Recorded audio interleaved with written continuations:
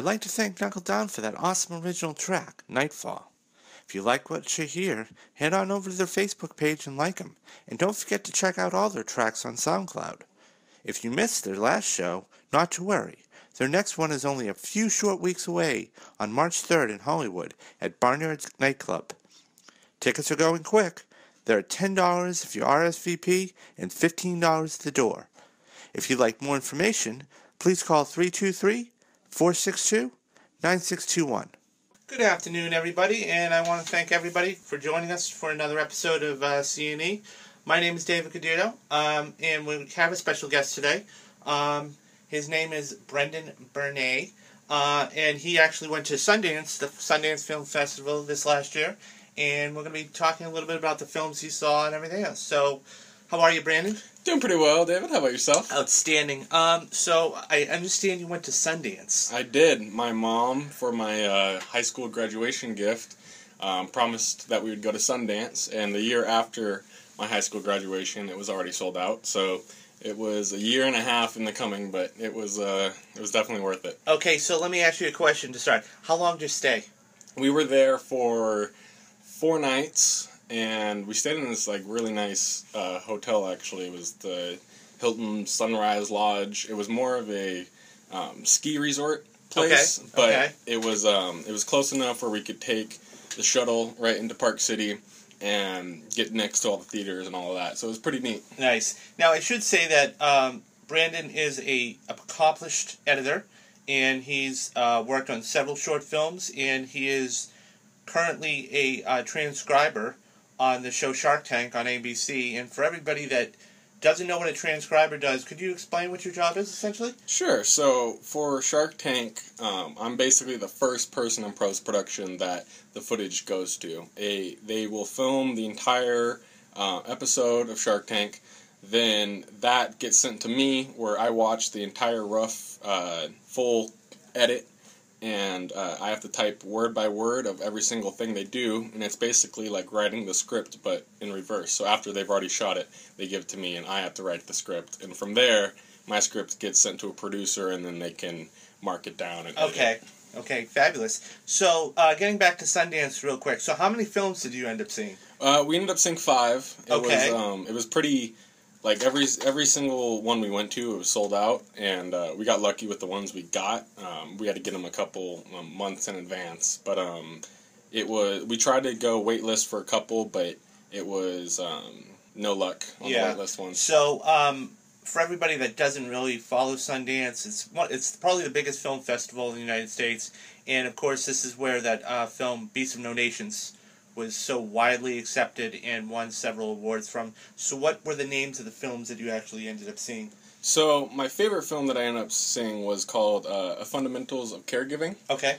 And that one was, it was a very unique take on, well, it was adapted from a book, but the chemistry between the actors was just phenomenal. Okay. The second favorite I've seen was called The Lobster. Nice. That one was actually with Colin Farrell, and that one I loved just because it was such a unique concept.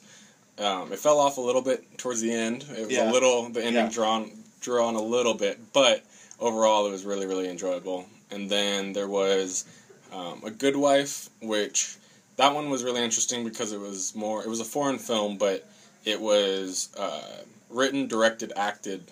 It was all the same lady. It was about her life. Okay, so it was almost like a one-person production on everything. Exactly, and she was saying, it was pretty cool because after all the movies, the directors are there and you can talk to them. Yeah, nice. So after, especially after that one, because it was a movie that definitely had some, scenes that I'm not sure if I was acting in. I would want to go in. So it was definitely an experience because, you see how their thought process and how they came up with this entire film, and then they can judge. And some of the best parts, you can talk and ask them the questions, and you can also draw your own conclusions, which can be completely different from what they're originally going for. So what is your main, as far as film is concerned, what is your main focus? I mean, I said you're an editor, but so is that what you really like to do, or would you cameraman or PA or Well, I've done everything from DPing to editing. I really enjoy editing because it's. I feel personally, I feel like the editor is one of the most important jobs because you have the final say. You know, you can have you have something that's beautifully shot, and you can have something that's has amazing acting. But if you give it to an editor that chooses the wrong points, it's right. Not It could completely destroy ruin it. Yeah, the exactly. production. Okay, so what exactly? Let me ask you this: what is out of everything that you've done, shorts and music videos, what is the most favorite thing that you've worked on? Ooh, that's a hard give me a couple. Okay. Well, my favorite one that I'm still very thankful I got to work on today was I did a music video for Hoodie Allen about a year and a half ago now. Okay. And that one was just a complete, like, on a whim. I got a phone call from one of my friends who happened to be a PA on the set, and they said that they needed an editor. And, you know, the next day I was down in LA editing. Wow.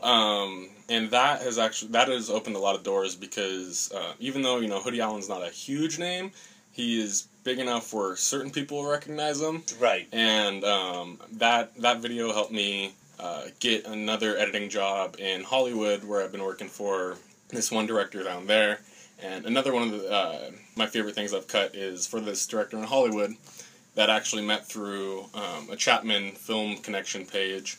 He had me edit a teaser for his feature that he's making that he ended up going to Cannes with, and he actually got his movie funded with the trailer that I cut. Nice, outstanding. So that little trailer was able to blow it up into a bigger production. Definitely. Fabulous. So what is your? Let me ask you this: what is your? You could have any job in the world as far as editing or what?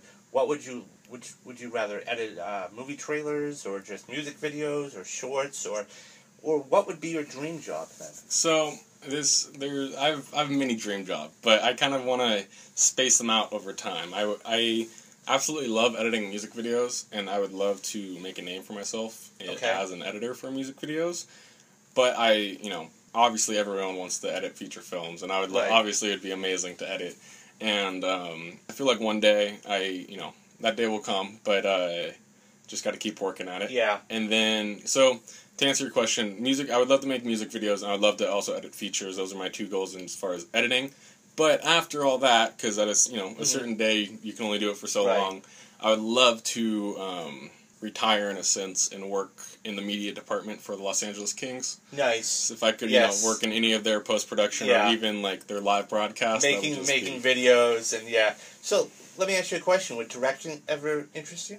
I like directing, but I also don't like directing because there's so many responsibilities. Yes, that's the big word. Responsibilities is I'm so used to shooting and DPing on a set that's like my main focus is usually is the shot framed, is it lit well? Right. That a lot of the times as a DP where I'm looking through the camera, I'll take a take over like my camera move was perfect, my lighting looked good.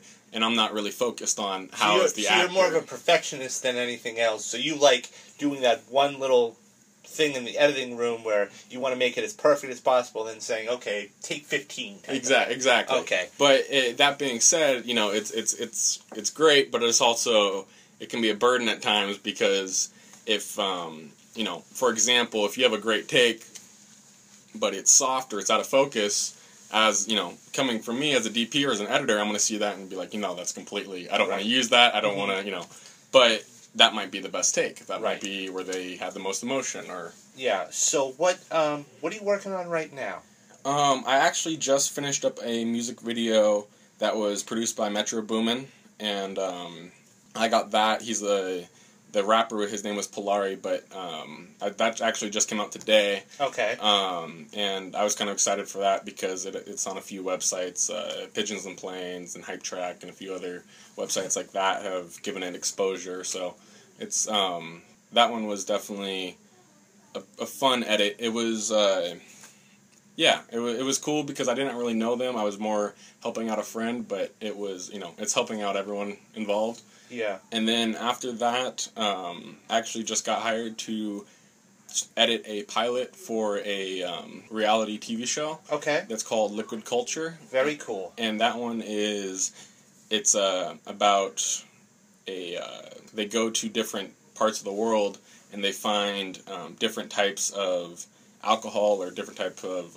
liquids that are like very, important to the country. Like the pilot episode is they're talking about how mezcal is made in Mexico, and how important like the agave plant and all this is to the entire Wow. So it sounds really fascinating. I mean, it's a pretty unique and pretty like cool. I'm not usually a big like reality TV fan, but when I heard this concept, I was like, I can get behind this. It sounds original. Yeah, that's the exactly. important thing. You don't want to just be doing Real Lives, or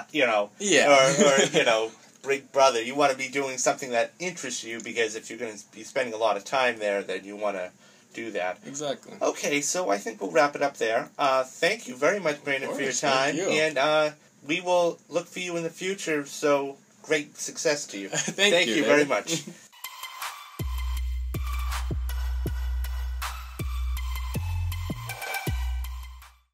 Good afternoon, everybody. I just wanted to thank Brandon for that fantastic interview of him at Sundance. And if you'd like to see more of everything, you can check out the CNE page on Facebook. And we'll be having more fantastic stories like that coming your way in later weeks. Right now, we are going to talk about the Oscars.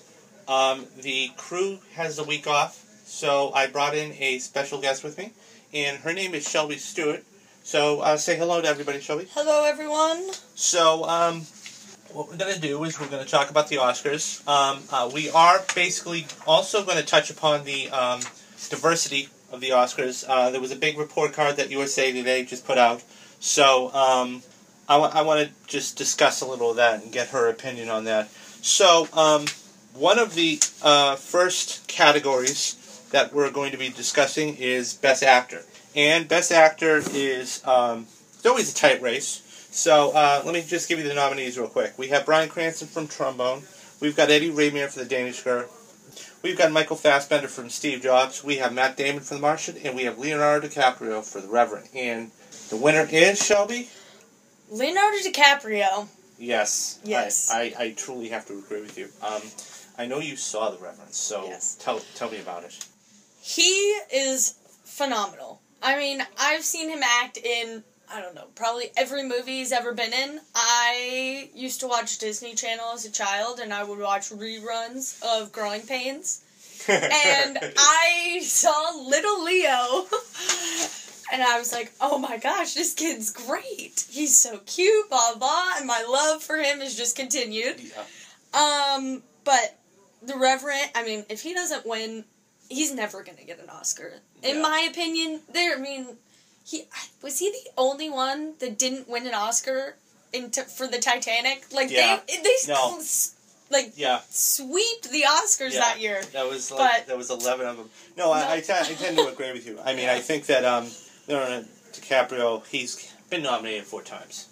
What's Eating Gilbert Grape, The Departed, Everybody Forgets The Aviator, and there's been another one that he was in, and he's gotten beat every single year by just as good, if not better than performances. But this performance, from what I gather, and I haven't seen it firsthand, but it is phenomenal. It is one of those movies that you go, wow. And so I think you're finally going to see. And the thing is, he's not that old. We have to understand. We have to take a look at. He's like in his mid-30s. Yeah. So we're not talking about a guy who's 45 or 50. We're talking about a guy who's in his mid-30s. He's done 30 or 40 films, probably more than that, and yet this is his 4th nomination. So he's starting to become the Susan Lucci of the Oscars. So, but one hopes he wins. So, why don't you read us the Best Actor nominations? Okay, we have Brie Larson for The Room, Jennifer Lawrence, Joy, Cate Blanchett, Carol, Charlotte Rampling, 45 Years, and Saoirse Ronan for Brooklyn. And I saw Joy. I've seen Joy twice. I thought it was amazing. I thought Jennifer Lawrence has come so far in such a little amount of time. I know we were talking about this off air, that she's one of those actresses that I remember seeing her in The Hunger Games, and we're going all the way back only 5 years ago. And everybody said, Jennifer who? And when they saw her, they went, oh, okay, this is going to be fun. Because we had 4 or 5 films. And so then, of course, she does Silver Linings Playbook. She absolutely kills it. She wins an Academy Award for it. And this is, I want to say, this is her 5th film with Bradley Cooper, and anything they've touched has turned to gold. I wrote a piece in Hollywood North, and I actually called them a very young Elizabeth Taylor and Richard Burton, because this is their 5th film together, and they just have that chemistry. When you see them, you know it's going to be good. And David O. Russell was just amazing once again. So I think that, I know you were talking about Brie Larson too. I have yet to see Room, but just the hype around it. I've heard so many great things, and it's such a interesting story. Right. And it's not really something that there's a lot of movies about. Abduction, child abduction. Yeah.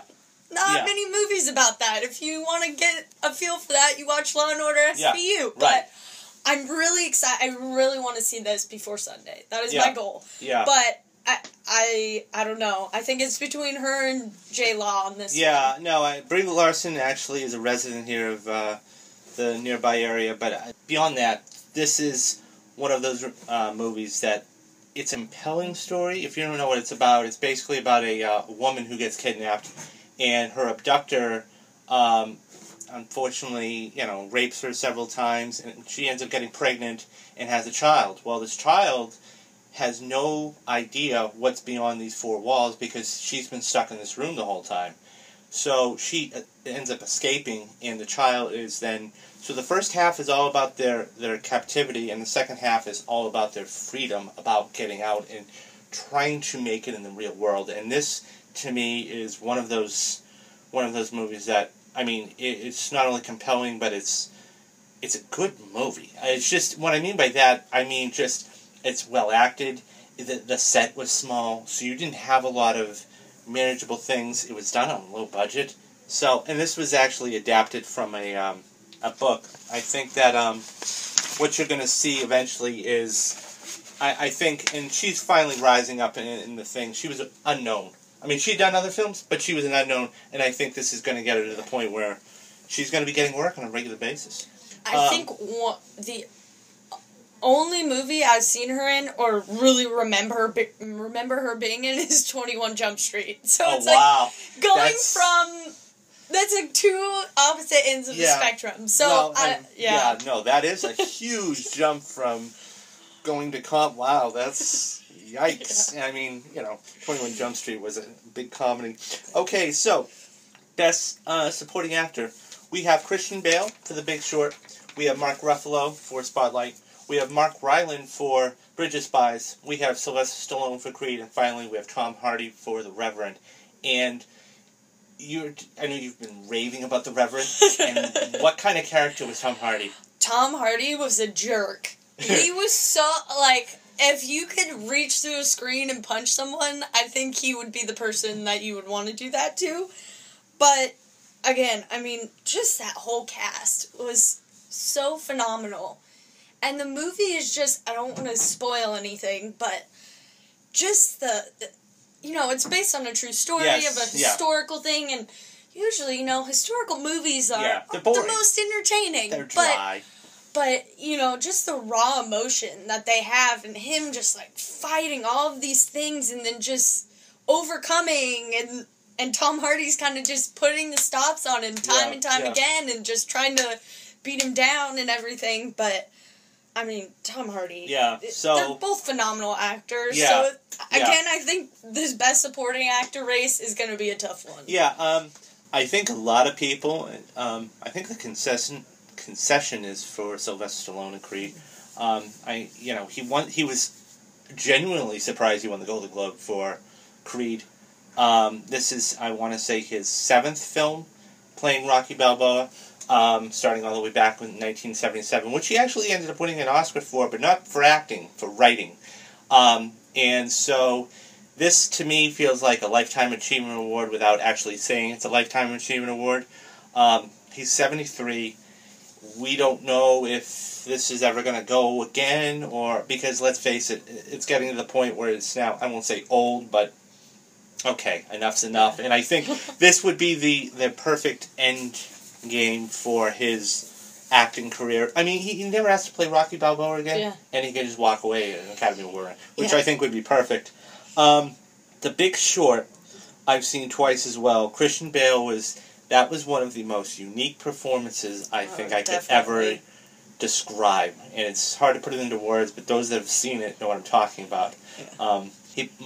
Christian Bale plays Michael Berry, and the whole premise is the Big Short was the premise used back then for the housing market collapse in 2008, and Berry basically he called this, and he said that he called one of the advisors. He's like, the market's going to collapse, and they said, you're out of your mind. You know more than Alan Greenspan? Oh, yes. Well, did you read the documents? Yeah, I went through all of them. I'm sorry, there was 150 of them. Yeah, so, it basically... But Michael Berry, he has Asperger's. And one of the unique traits of Asperger's is they're extremely detailed. They're extremely... the finite details are just... They're so inept, and they have such a focus. So when he was able to go through it, he actually did it. One of the funny scenes I remember was when he went into the banking office, and he was trying to short the loans, is what it's called. And he says, I want to short this by $500 million. And they both looked at him like, really? So he's like, yeah, of course. We'll take your money. Exactly, we'll take your money. He's like, well, I really like the cups. Can I take one? It's like, sure. So he takes two. So the next montage you see is basically like how he has 4 or 5 cups on his desk in his office. It's very humorous, but nonetheless, that's going to be a very tight race. I think it's going to be Stallone. I wouldn't be shocked to see Harvey. I wouldn't even be shocked to see Bale, and this would be his second Academy Award, his first one winning for The Fighter. So why don't you tell us who the Best Supporting Actress nominees are? We have Alicia Vikander for The Danish Girl, Jennifer Jason Leigh, The Hateful Eight, Kate Winslet for Steve Jobs, Rachel McAdams for Spotlight, and Rooney Mara for Carol. Okay, so out of those 5 names, what's your first inkling? I'm going to go with Rachel McAdams. Really? I am. I watched Spotlight. It is a extremely, I don't even know, it's kind of disturbing tale, but the process. Dark. It's dark. Very, very dark. The process that they go through, and I just like how she kind of took a break, and she's come back, and she killed it in True Detective. Yeah. She killed it in Spotlight. So I'm just, I'm actually really excited to see how her career is continuing to grow. Again, we have someone that started off in the movie Mean Girls. Yeah. And now we're nominated for an Oscar. Yeah. This is just... You want to talk about character arc. Yeah. I mean, that's one to go. Go Regina George. Yeah. For all those that don't know what Spotlight's about, real quick, Spotlight is about the Boston crisis of the clergy in the Catholic Church, and so there was Rachel McAdams plays a writer in this group of Boston Globe reporters, and basically they go and Michael Keaton, Mark Ruffalo, who's actually up for an Oscar, we've already spoken about, and herself, they spotlight this, and they put a spotlight on the church, and I know at the end you were telling me off air, there's everybody the stunning thing that after the credits. The craziest thing is, you watch this whole movie and you're just like mouth to the floor, like this actually happened. And then at the very end there's like 4 just black slides with lists. Like just like 4 columns of just like places all over the world in United States, everywhere, where it has been known that this was going on. And that's shocking. Just to even think about. Because, I mean, the Catholic Church even knowing about this, and I mean, it's just like, wow. It's the word I think everybody uses, and I know is disturbing. Yeah. It really, really is disturbing the fact that you could have a church that, let's face it, it's got over 1 billion members, and they're faithful, and then you have something like this go on, and they just turn the other way and go, how? How do you do this to them? And nobody said anything, and so I think that's a really powerful thing. Moving on, okay, we have Best Director, okay, and we have George Miller for Mad Max Fury Road. We have Lenny Abrahamson for Room. We have Tom McCarthy for Spotlight. We have Adam McKay for The Big Short, and I'm not even I'm gonna for the Reverend. I'm not gonna try and butcher his name. I'm sorry, but so out of the 5 directors there, and I know they're all tough movies, which one do you think might have a chance? Ooh, this is a tough one. You know, I'm gonna go with the Reverend. Yeah. But again, another close race because these are all. You know what though? I have to say, when I first saw the list of nominees, I was so surprised to see Mad Max Fury Road on there more than once. Yeah. I have yet to see it, but I mean, it's got to be a pretty good movie. I have to say this. I have to say, I watched Mad Max the other day on HBO, and the first time I tried to watch it, I said, I can't get through the first 20 minutes of this. Yeah. So then I sat down and I watched the whole thing, and I made myself watch it, and I have to say, visually, it was amazing in the stunts, and it was one of those movies that you go, wow. It just there wasn't a lot of dialogue. I mean, there's a lot of car chasing and whatever else, but the fact is that it was really good. Now, whether it wins Best Director, I don't know. I mean, the reason I say that is because you have a fantastic cast for The Reverend.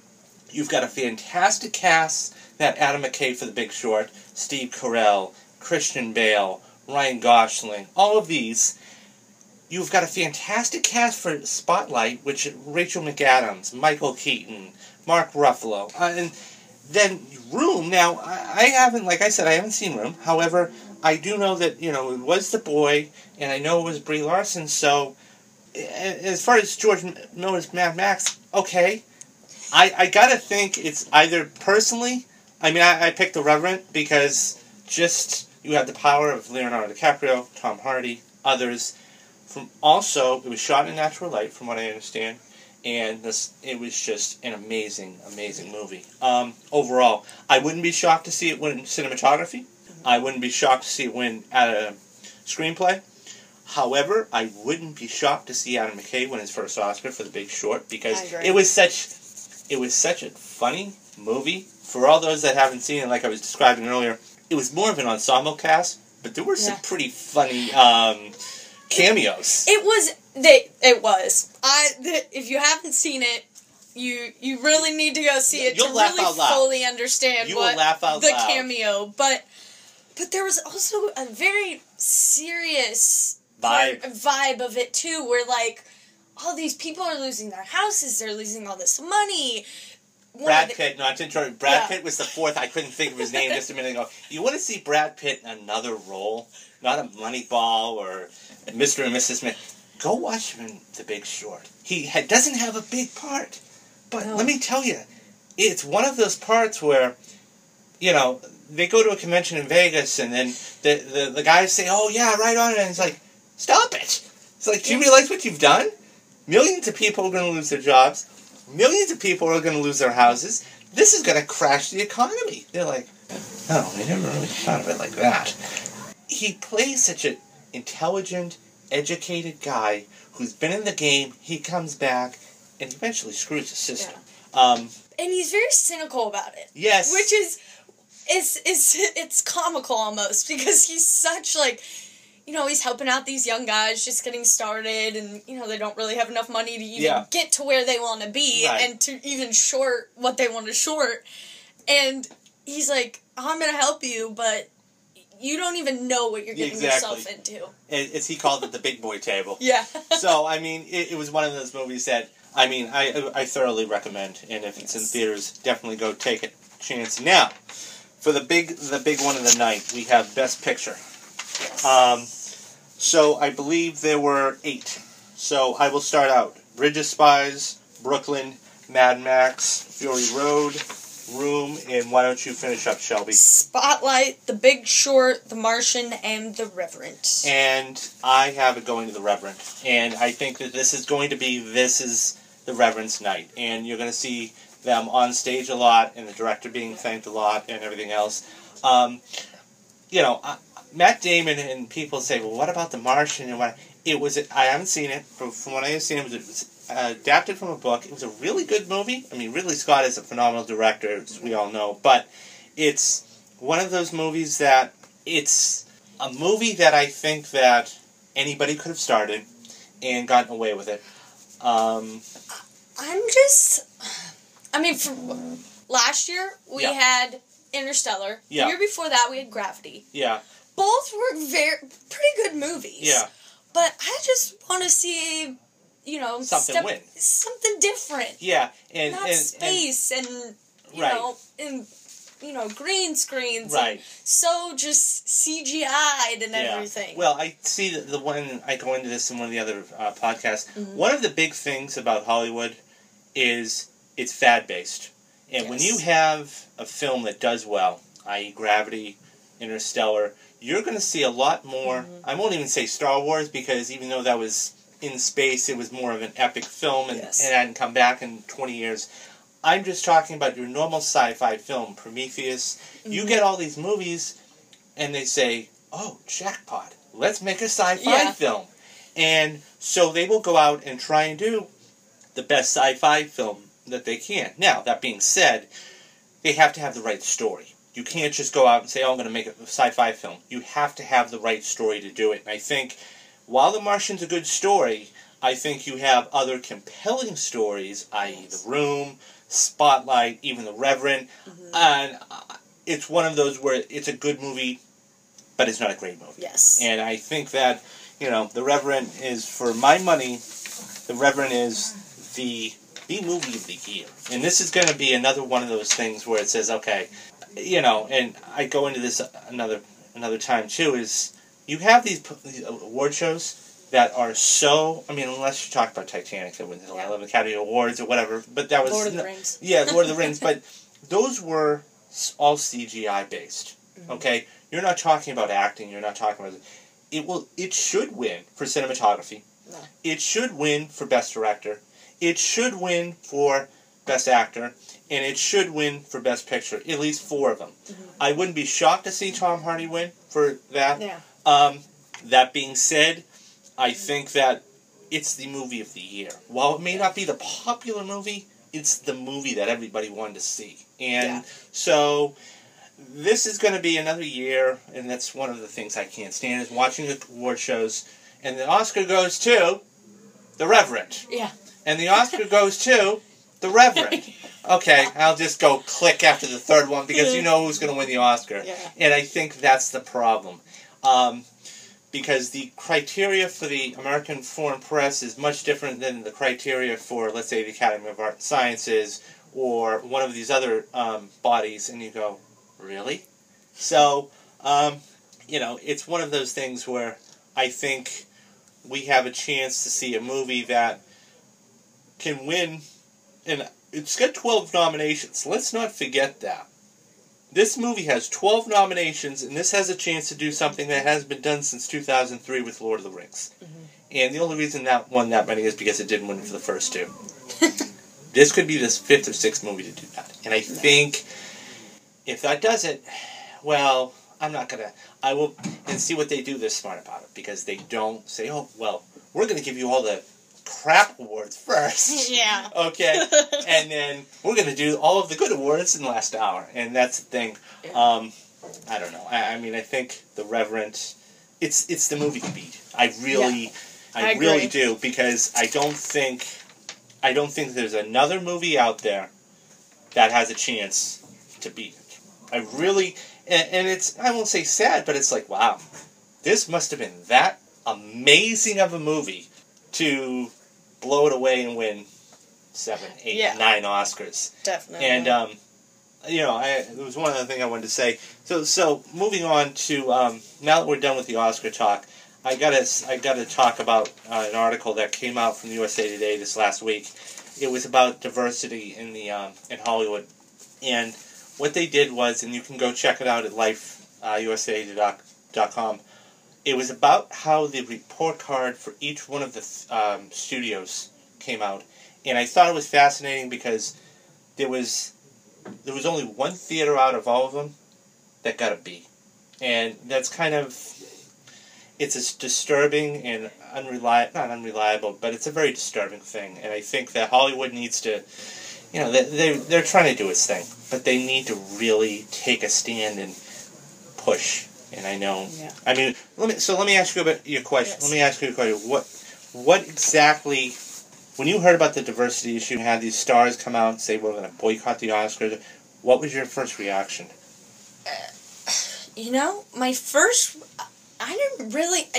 There was kind of something similar last year, not to the degree that it is now. Right. But. It's a tricky thing to gauge. It's a slippery slope. It is. And, since then they've come out, they're going to add a certain percentage more people of different ethnicities and things like that to the academies, so there'll be more diversity. But, when Will Smith and his wife came out and were like, we're not going to go.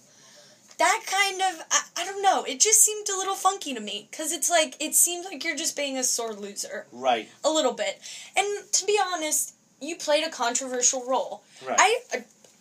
Maybe because of the NFL. Yeah. Maybe that's why you didn't, there's so many different factors because you're playing such a controversial role. Yeah. So, to me, I fully understand there's this huge thing we do need to change. We're living in this society where, everybody's feelings and everybody, it's under a microscope because of social media and just the power of social media and this ability to blow things blow them up. Yeah. And, I'm very interested to see how next year goes and to see if this is a problem yet again. Yeah. But, I mean, growing up, I used to love watching the Oscars. Yes. I've seen many different people. Yeah. Of different color and sizes, colors, young girls. I mean, I can think back to trying to think of the name off the top of my head. She won for okay, well, I'll think about it in a minute. I can't think of it off the top of my head. Gabrielle Sibre. Thank you. And I know she just won a few years back. For Precious, and then we had 12 years a Slave. Thank you. Yeah, so, I mean, you have movies out there that do encompass that, but there are not enough. And so, definitely. I mean, I think that was the thing that really everything was trying to hit home with. And that being said, I was reading and I read that the next year could be as bad as this year. We'll see. My thing is, they've got to do something. And they've got to do something very fast, and they've got to do something very swiftly. Because if they don't, they're in trouble. And yes, I agree, but we also have to think of it as, the Academy is just going off what movies are out there. Right, and I understand. So we kind of got to push it back on the studios a little bit. No, and this is, and you're absolutely right, Shelby, because the fact is that these studios had such poor grades that it's really up to the studio heads to take responsibility and the casting directors and everything else and say, okay, we need to do this. Now, to be fair, okay, there are movies out there that do have powerful women in it. I mean, take a look at Ghostbusters, for example, the remake that's coming out this year. That has a women cast, and I remember specifically when they said, oh, wow, women? Yeah. Well, yeah, why not? Why not have 4 women instead of 4 guys? Yeah. And, I think it's going to be hilarious, frankly, because it's... Kristen Wiig is... Well, Melissa McCarthy. They're both pretty hilarious. It's one of those movies that's just going, okay, this is going to be a fun movie to see. And somebody else, you just made mention, Melissa McCarthy, she's done so well for herself now. I mean, from any movie that you want to talk about, Identity Thief, any one of those movies, it's like, okay. And Mike and Molly is where she got her start. Yeah. They did not want to cast her in that part. Yeah. And she put her foot down. She goes, because I believe she created the show. Yeah, I don't know. I'm not. Don't quote me on that, but yeah. We're in this era where like people just have to stick up for themselves and push because social media is here. Yeah. We have things where your voice can be heard and you can change things like in a snap of a finger. Absolutely, and I think that's the big thing. In an instant, things can change, and when you have change, then it's a matter of when you have a proposal, then you have to initiate the change, and once you have the change, then it can grow and get better for the long run. I just think that it's going to be a fascinating 2016 because we are going to have a lot of, you have your blockbusters and you have everything else, but it's going to be fascinating come next year when we sit down and do the nominations again and say, okay, I remember that, I remember that, I remember that, because when you have pictures like that and everything else to that nature, it's just one of those things where because let's face it, we as consumers drive Hollywood. And if we don't go to see the movies don't get made. Exactly. So I think the other part of it too is the fans have to stand up, okay, and say, we need to have this stop. Yeah. Because it's not just Hollywood. We have to understand that. It is the fans and the consumer. We have to have this happen. Because if that happens, Hollywood would go, whoa, where's our $1.1 billion coming from? Yeah. So, and I think that's a big thing. So, I don't know. It's gonna really do something. It's gonna take time, and that's the big thing. It's not gonna be instantaneous. It's gonna be over a short period, 3 to 6 months, maybe a year, and then after a year, if we don't have change, then it's something else is gonna have to happen. So, but I think too, it's a good. We're going through the second golden age of television. Right. And to see how far even television shows have come. Right. It's only a matter of time until it starts seeping into the movies. Right. And we're seeing all these different things. But I want to challenge, these studios and these filmmakers to stop making sequels. Yes. And I want to see new material, creativity, not just, remember that movie that came out like 20 years ago? I'm going to remake it.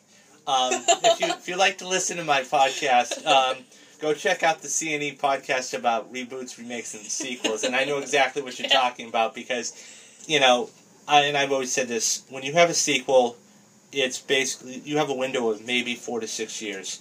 That's it. There are some films that you get to know a character, especially in a franchise such as Jason Bourne, and they say, okay, let's face it, and I said in the other podcast, they came out with the Bourne Legacy and it was horrible, and I'm being nice, and so they finally said, okay, we're going to come back.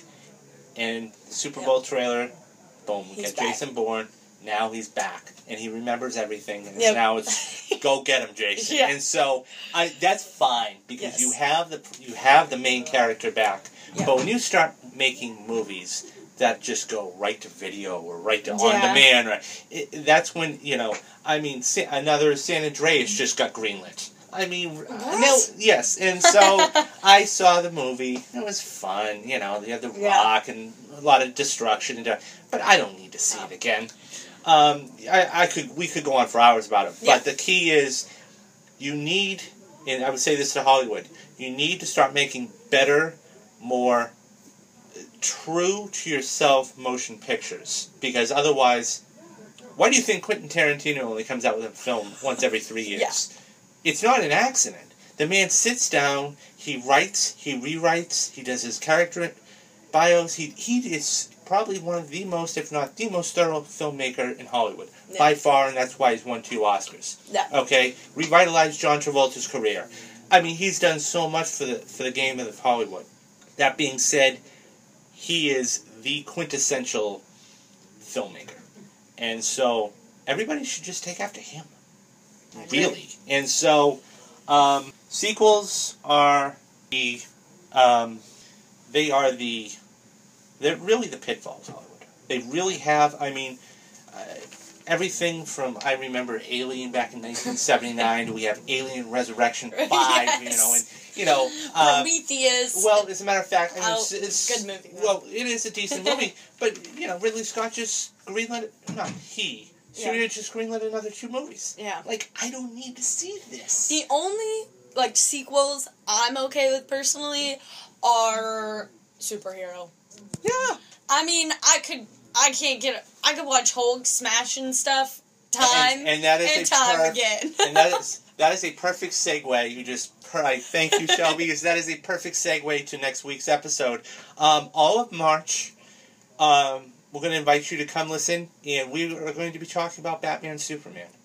And you know my feelings on this, and you know how I feel, and if you'd like to listen to other podcasts to listen in, please do, because I am extremely passionate about this. I called Warner Brothers out, and they, I've heard some reports, the budget was as high as $410 million, and, some other things, and so, but all month long, we are going to be talking about Batman and Superman, because, and I've said this in weeks past, and I'll say it to you, this is going to be the movie of 2000, this is going to be the Star Wars movie of 2016. Yes. And if this does not make the money it should in its first week, when I say they, Warner Brothers, they are in serious trouble.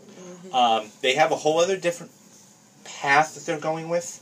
The other thing being, too, is because I've interviewed a lot of people about this, they're more interested to see Suicide Squads. Yeah. And because that's a more dynamic, speaking of Will Smith, he's in that, you've got Margot Robbie, and just everybody wants to see that. Now, I know they're starting to film Justice League Part 1, so I don't know. I mean, we might actually have a Batman standalone movie. This is going to be, Warner Brothers has now put all their eggs in their basket in this one movie. We have 5 or 6 movies that are coming out within the next 5 years. We have Batman, Superman, we have Suicide Squad, we have Wonder Woman, we have Aquaman, and we're probably going to get Justice League Part 1. This first one needs to be that monster. And when I say monster, I mean like Avengers. Yeah. It needs to be a movie that makes 200 in its first weekend, 100 in the second weekend, and hope to God it continues making money. Because if it doesn't, Warner Brothers is in serious trouble. Because it's one of those things. This movie has been basically hyped for 2.5 years. If they don't do something, and they don't do it right, you're going to have a lot of fans upset. Yes. A lot of fans. They're going to walk out of the theater and go, what did you do? Because that was the difference between Star Wars and this. Everybody knew the characters, everybody knew the villains, but nobody knew about Star Wars. And that was what Disney's problem was. Well, we're going to keep everything a secret. We already know they're going to fight. Just a matter of how long and who does it. But, okay, so anyways, I'm going to tease you for this. Stay tuned next week. We're going to start talking about Batman and Superman. We might actually have Shelby back if she wants to come back. You want to come back? I will try. Okay, absolutely. Yeah. So thank you for having me today, no problem. But in all seriousness, the crew's going to be back next week. And we will talk all Batman, Superman, and okie dokie. Everybody, have a good week, and we will talk later. Thank you. Bye-bye. Thank you. Bye-bye. Thank you. Bye-bye. Thank you. Bye-bye. Thank you. Bye-bye. Thank you.